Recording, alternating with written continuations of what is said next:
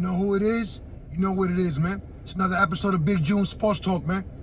Where we discuss the good, the bad, and the ugly. Everything and anything discussed in the sports world, we touch on this platform, man. You know what I'm saying? The good, the bad, and the ugly. Everything and anything. I can't stress that enough.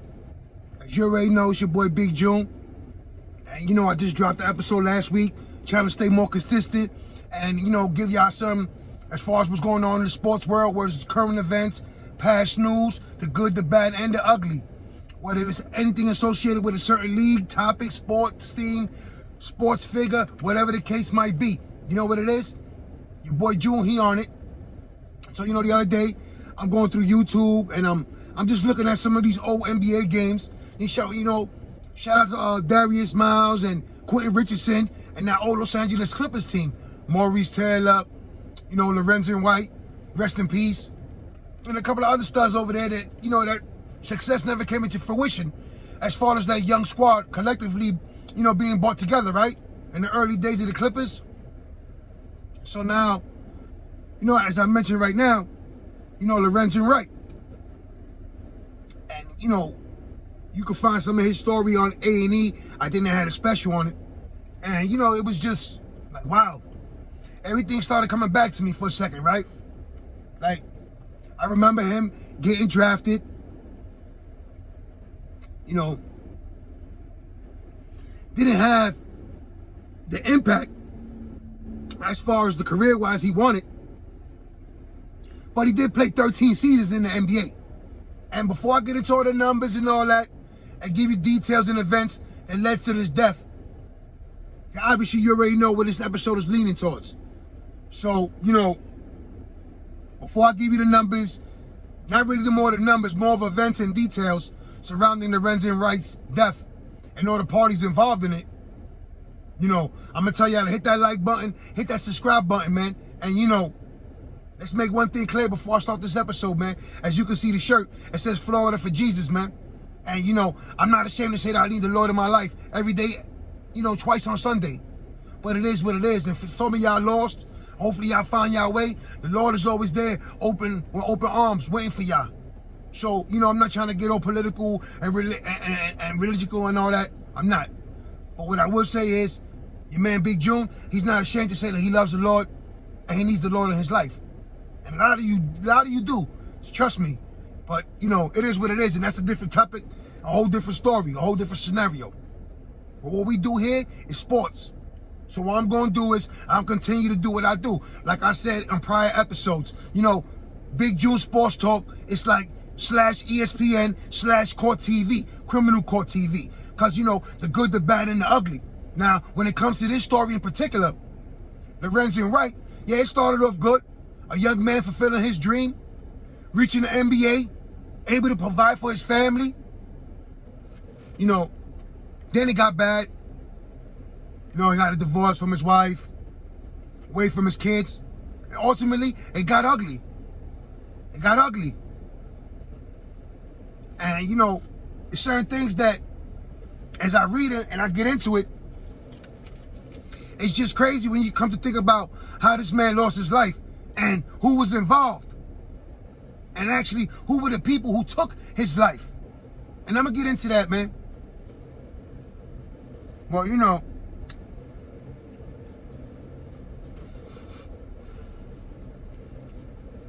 right now, you know, it's kind of hot. You know, your boy just came out the shower and all that. Feel like I'm melting and shit out here in the wonderful Sunshine State. You know what I'm saying? Once again, man, Florida for Jesus, man. You know, you see the shirt. It is what it is, man. Shout out to all my believers out there, man. Keep the faith up. But with that being said, let's get into the Lorenzen Wright. Lorenzen Wright, born November 4th, 1975. Died July 19th, 2010. Played 13 seasons in the NBA for the Los Angeles Clippers, Memphis Grizzlies, Sacramento Kings, Atlanta Hawks, and the Cleveland Cavaliers. Was drafted 7th overall in the first round in the 1996 NBA draft by the Los Angeles Clippers. You know, like I mentioned in the beginning of the episode, Quentin Richardson, Darius Miles, Maurice Taylor, you know, a couple other heads passed by through my mind real fast. But Lorenzen Wright wasn't in the equation. And yes, he was drafted 7th overall in the first round. Had a lot of potential coming out of the University of Memphis. And, you know, unfortunately, he did play 13 seasons, So, as far as being able to capably, financially, from a financial standpoint, he was able to fulfill one of his dreams as far as being able to provide for his family, from the immediate mom, sisters, brothers, etc., to his own kids and wife, right? His own family. But, you know, a dream was shattered and it became a nightmare, right? And I'm going to get into that, man. Wright went missing on July 18th, 2010.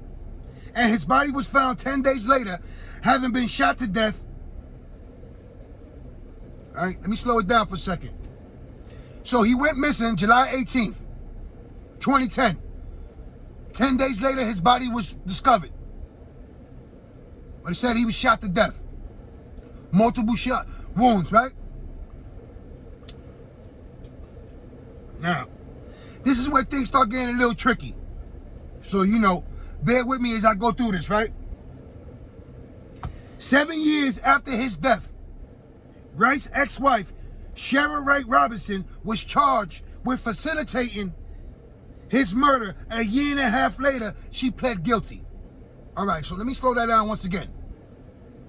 So if you didn't hear me right, this is what I just said. 7 years after Lorenzen Wright's death, his ex-wife, Shara Wright Robinson, was charged with facilitating the murder. All right? Now, I'll get into her sentence and some of her co-defendants. All right? Because the shit is just crazy. Widespread coverage of his disappearance, along with status as a popular Memphis figure, led to the prosecution of murder amongst the most publicized in Memphis history. So, just like Young Dolph, rest in peace, a public figure in Memphis, a publicized murder. Now let's backtrack it to 2010, and it was Lorenzen Wright in the spotlight, in the media, for all the wrong reasons, right? Found dead, shot to death. Now, you know, as I continue with the stories and give you more details, it really is a tragic episode of, you know, good, bad, and ugly, all in one circumstance when it came to this young man and his untimely death, right? According to Wright's ex-wife, he left his home in Tennessee with drugs and an unspecified amount of money on the night of July 18th. So he left with drugs and a certain amount of money, according to his ex-wife, right? His family files a missing report on July 22nd. His body was found on July 28th in a wooded area, right? A 911 call reportedly was made from his phone, from his cell phone, in the early morning of July 19th by Germantown, Tennessee 911 police dispatcher, right? This is according to the reports of the dispatcher, right? The caller was talking to the dispatcher when 11 gunshots rang out. 11 gunshots rang out as he was speaking to the dispatcher on the phone. I guess pleading for his life, asking for help. The dispatcher did not report the call to her supervisor until 8 days later, hindering the police investigation, resulting in a payout to Wright's family as far as the lawsuit, right? Now let me slow that down for a second. 911 call, 11 gunshots rung out. Why didn't the dispatcher, one, put out police immediately to the address of where the phone call was made? Two, why didn't he or she relate this call and report this call to their supervisor and waited 8 days? Makes you scratch your head and you know, you're just wondering why. Is there any connection to the victim or to the people involved, the suspects involved? Why wouldn't a dispatcher do his or her job and report 11 gunshots in the middle of a conversation, a 911 call, which led to a lawsuit, which a payout to the Wright family, but it doesn't bring back Lorenzen, and it definitely doesn't answer the question. So now we know, right? He went missing July 18th. In the early mornings of July 19th, a 911 call was made on his cell phone. During that 911 call, 11 gunshots rang out.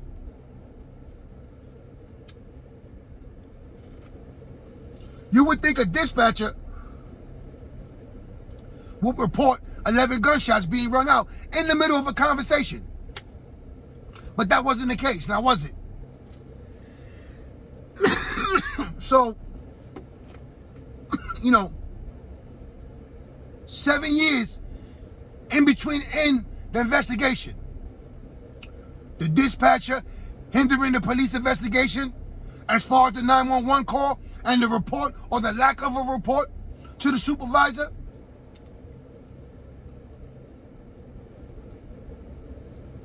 You know, let me just keep getting into this. On November 9th, 2017, the gun believed to have been used to kill Lorenzen Wright was found in a Walnut, Mississippi lake. Or Walnut, Mississippi lake. Right? 7 years later, on December 5th, 2017, Billy R. Turner, Shelby County landscaper and church deacon at the Mount Olive No. 1 Missionary Baptist Church, was indicted on first-degree murder charges while being held on $1 million bail. So in case you didn't hear what I just mentioned, Billy R. Turner, Shelby County landscaper and deacon at the Mount Olive No. 1 Missionary Baptist Church, was indicted on murder charges.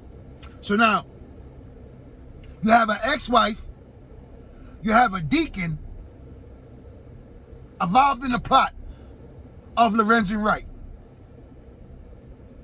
Right? On December 15th, 2017, Wright's ex-wife, Cheryl Wright Robinson, is arrested in California in connection with the murder. She was also a member of Turner's church. Now, she also had one of her cousins who had a case himself and was looking a way out of his situation. Help her, I guess, surrounding Kyla Lorenzen Wright in that wooded area, in that remote area, right? A 7-year investigation was one of Memphis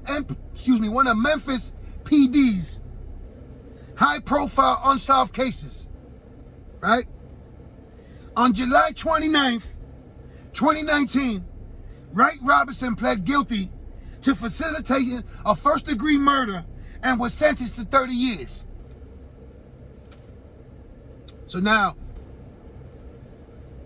Lorenzen Wright, ex-NBA player, found dead, multiple gunshot wounds, right? Ex-wife initially wasn't a suspect. 911 dispatcher hindering the investigation as far as any leads.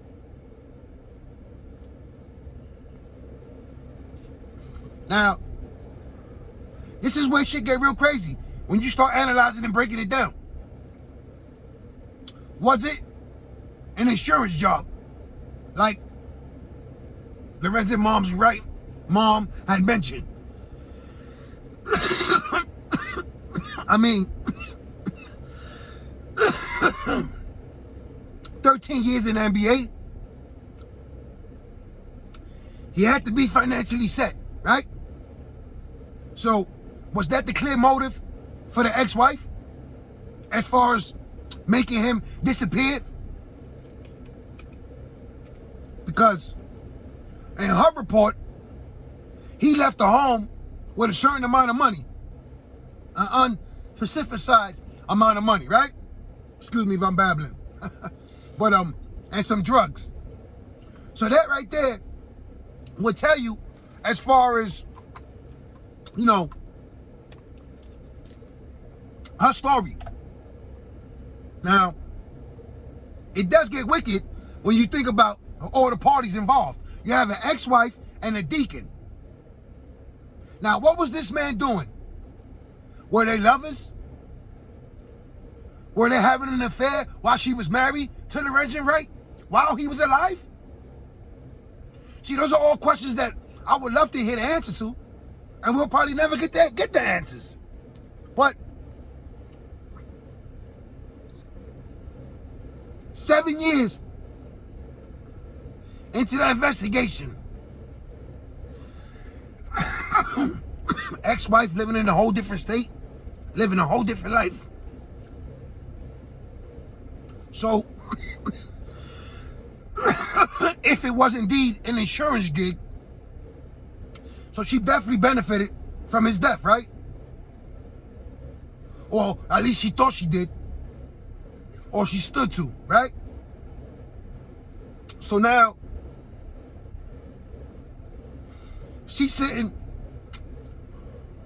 in a women's prison for the next 30 to 40, 50 years. So she has enough time to break down, digest what really transpired during those events that led to, you know, her collaborating with a deacon, of all people, and her cousin to murder her ex-husband, the father of her kids. Now, this really is wicked. I mean, it doesn't get any wickeder than this. You know, I did an episode on Ray Caruth, him hiring a hitman to murder his pregnant girlfriend at the time. But when the roles are reversed, now here you have a woman. Now, she probably didn't have to hire them. They were probably working together this whole time. A deacon and her cousin. Right? To get rid of her husband. Excuse me, her ex-husband. Former NBA player, Lorenzen Wright. So, in this story right here, there are no winners. It was a lot of bad, definitely got ugly.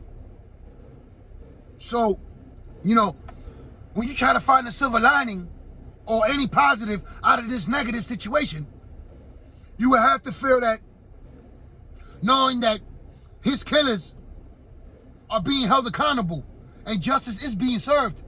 That could be the only positive in a situation like this, right? Because kids without a father and not without a mother. Mother, brother, sisters mourning the death of their sibling, their kinfolk. Senseless. Was it because of $1? An insurance job? $1 million claim? Because, you know, at the end of the day, greed will imprison us all. And greed will make you do things that you never think of in your wildest dreams you will accomplish or even attempt. But this is one thing that's clear. Lorenzen Wright was a marked man. And he was marked by the person who vowed to her death to cherish him in sickness and in health. You know, when you look at everything that took place,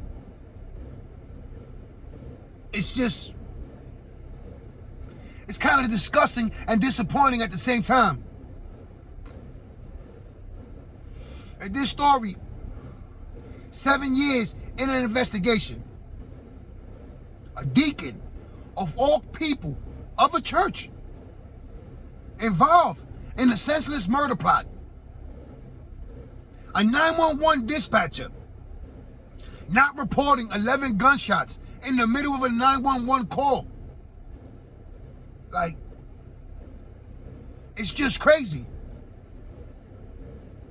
And this is why I say, on this platform, we discuss the good, the bad, and the ugly. Everything and anything associated in the sports world. Lorenzen Wright was a former NBA player. Now, for some of you guys, might not remember him. in my age, in the 40 age, 44, that's my age as I am right now. I remember Lorenzen Wright being drafted. I remember him playing college ball. Now, did he get to fulfill his dream? Absolutely. Would some people consider him a bust because of the potential and him not maximizing on his potential? 13 seasons in the NBA. Played for 6 different organizations. So, you know, if you consider that a bust, then I guess he was a bust as far as his career standpoint, right? But when you look at the overall picture and you see a young man fulfilling his dream, reaching the pinnacle of his sport, being drafted into the NBA, being able to provide for his family, for his kids, leaving a foundation in case a situation like what happened to him takes place. And regardless of the dollar sign handed to the family, left to the kids, it would never bring back Lorenzen Wright. So now, this story, a lot of the other stories that I'm going to break down and, you know, give it to you, it's just, you know, this is reality. This is life. And these stories, it just takes place that, you know, they're athletes. But they're regular moles like me and you. And now, when you break down as far as Lorenzen Wright and what took place, there really are no boundaries and no limits of who will prey on you. You know, you say you got people who will pray for you and then people who will prey on you. It could be the people you actually lay your head next to every day, that you give a good night kiss to before you lay down and you close your eyes. And it might be the last time you close your eyes. So, you know, when Lorenzen Wright was pleading for his life in a wooded area, in that remote area, would you ever imagine that it'd be his wife, the one he vowed to take care of, in sickness and health until death do them part, was the one behind the evil plot? His wife, her cousin, the deacon, / lover, whatever it could be, all took part in taking Lorenzen Wright's life. You know, this is why I always mention, and I can't stress enough, on this platform, Big June Sports Talk, we discuss the good, the bad, and the ugly. Everything and anything associated in the sports world, I'm going to touch on this platform. Again, if you're new to the channel, hit that like button, hit that subscribe button, tell a friend, tell another friend. You know, I'm trying to deal with everything as far as the sports go, keeping it ESPN / real, because this is what it is. And a lot of times, you know, when we talk about sports, we always talk about championships, or the game winner, the game buzzer winning shot, the Hail Mary, the walk-off home run in the World Series. But we don't talk about what goes on when the game is over, when their careers are over, or if their careers are cut short. Because again, they're regular people just like me and you. And they bleed red just like me and you. So, you know, right now, I felt like I had to give you the Splash Brothers. I did intend to give you the Splash Brothers. But once I started going through these old NBA games, and I seen Lorenzen Wright, everything started flashing across my head. And his story intrigued me. And as I got into it, and I read, and I seen some of the stuff that transpired, I had to give it to you guys. You know, it'd have been an injustice if I didn't say this and report on his death and the people involved in his death. So again, condolences to his family. And you know, your boy, subscribe to his channel, like that, subscribe, do what you gotta do. It is what it is. I ain't forcing y'all to hit the like button or the subscribe button, man. But you might want to, man, because Big June, he's just getting started. And I'm about to keep hitting y'all every week. I'm trying to get more consistent with it. As far as Anchor, Spotify, audio, I think that's dead. So, you know, YouTube is what it is. And, you know, be on the lookout for these next episodes. I will go live real soon. Might be tonight, might be tomorrow night, depending on how, you know, what it is after I get out of work. But again, thank you for the love and support. To all my family and friends out there in New York, stay safe, stay sharp, stay blessed, stay alert. It's a lot of craziness and madness going on in this world. And again, you know, it's not only Florida for Jesus. It should be the entire world, man. And, you know,